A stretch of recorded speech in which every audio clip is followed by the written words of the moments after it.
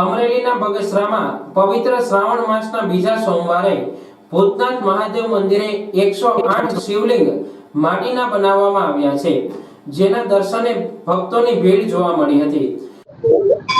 આજે બગસરા ભૂતનાથ મહાદેવમાં 108 પાર્થિવ શિવલિંગનું આયોજન કરવામાં આવ્યું છે, તો દરેક ભાઈઓ તથા બહેનો અને ભક્તોએ બધાએ દર્શન કરવાનો લાભ લેવો। શ્રાવણના દર સોમવારે અલગ અલગ શણગારો કરી ભૂતનાથ મહાદેવ મંદિરે શિવજીના દર્શન કરવામાં આવે છે। શ્રાવણ મહિનામાં ધાર્મિક માહોલ બગસરા શહેરમાં જોવા મળ્યો છે।